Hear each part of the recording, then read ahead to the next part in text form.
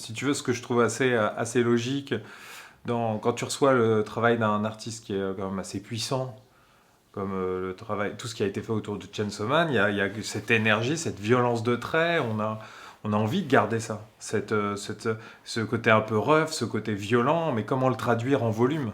Parce que nous, d'habitude, en volume, on est contraint par des constructions, etc.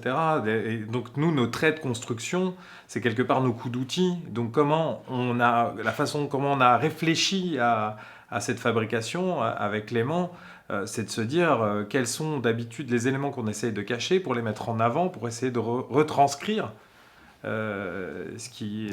cette sensation qu'on retrouve dans le Chainsaw Man, quoi. La nervosité du trait, quoi. Nous, dans notre travail de sculpture, souvent on va dans des trucs très léchés, très finis, parce que on est dans l'hyperréalisme, dans la texture, dans les pores de peau, tout ça. Donc en fait, on a très rarement des coups d'outils sur nos pièces finies, quoi. Donc là, c'était là un peu le challenge, c'était d'utiliser ça pour essayer de retranscrire la même énergie qu'il y a dans les dessins, quoi.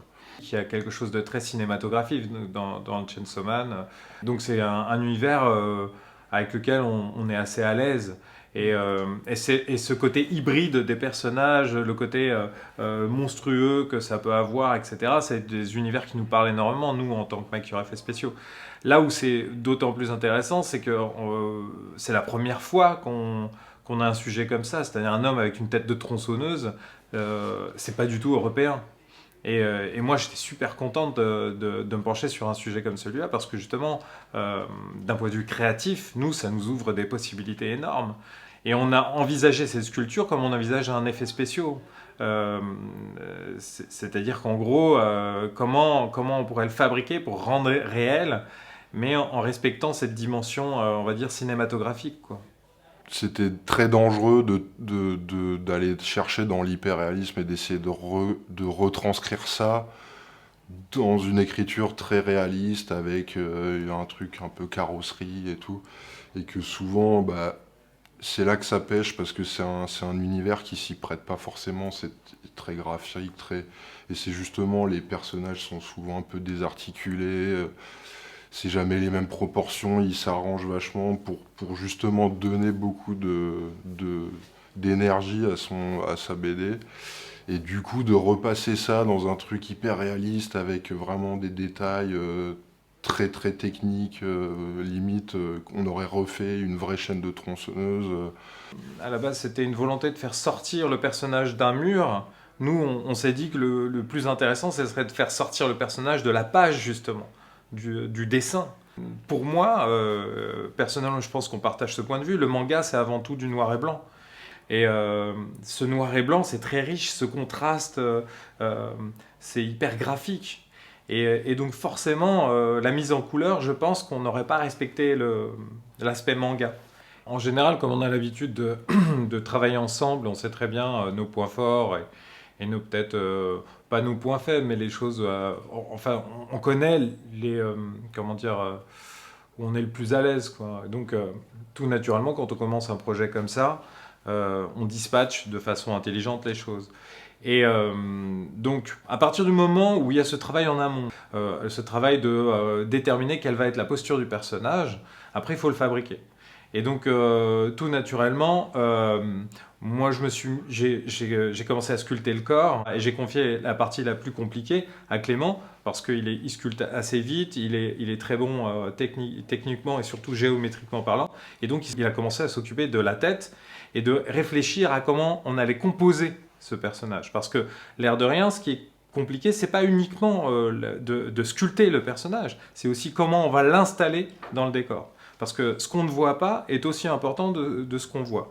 Et aussi, après, en construisant, on s'est rendu compte qu'il y avait des détails qui pouvaient être importants, c'est-à-dire que la tronçonneuse, il fallait qu'il y ait des éléments souples pour les spectateurs aussi, pour pas qu'ils se blessent.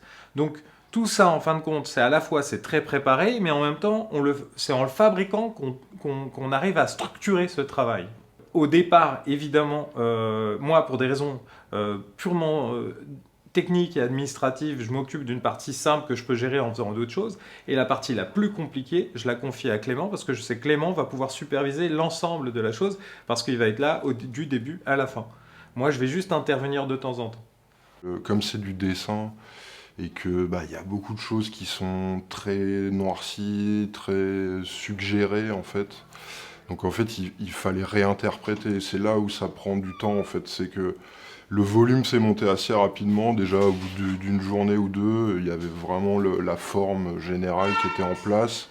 Et après, c'est pour aller recréer tous les détails, aller chercher tous les petits détails un peu techniques, les petits rouages, les petites pièces un peu mécaniques, faire en sorte que ça s'imbrique et que ça ait un peu une logique visuelle. Ça prend un peu du temps. Donc en fait, le volume se pose très rapidement et après, par contre, en finition, là, on peut se perdre et y passer vraiment beaucoup de temps sur un truc comme ça. C'est Ouais. un exercice qui est assez plaisant, quoi, parce que du coup, il y a un truc un peu ludique où vraiment on va se raconter une petite histoire pour essayer de faire en sorte que ce soit cohérent, en fait, l'ensemble, quoi. Et puis il y a eu un gros travail de recherche en fait. Puis il a C'est ça. fallu qu'ils comprennent comment la machine fonctionnait pour pouvoir la créer, parce que c'est pas une tronçonneuse classique. Et puis surtout savoir comment ça s'accroche à un corps, comment ça fonctionne. Et il y a des choses qu'on ne voit pas dans le dessin qu'il a fallu interpréter Mhm. et inventer en fonction de ce qu'on imaginait être, en respectant bien sûr l'œuvre originale, quoi. Donc il y a eu vraiment à la fois, il fallait quand même que ça aille vite, mais en même temps, il fallait prendre le temps de bien construire cette tête, ces mécanismes, pour que ça soit crédible. C'est-à-dire que c'est très proche de ce qu'on fait nous quand on crée un monstre, ou quand on crée une Mhm. créature, ou quand on fabrique des plaies, ou quand on accompagne un scénario. En fait, quelque part, on se raconte ce qui n'est pas raconté dans l'histoire. Et là, ce qu'a fait Clément, c'est ça. C'est-à-dire qu'il a essayé d'inventer ce qu'il ne voyait pas. Mais en respectant, encore une fois, la vision, en respectant la vision et la création de ce personnage. La préoccupation première, c'était surtout de respecter le Chainsaw Man, quoi, respecter ce qu'on voyait.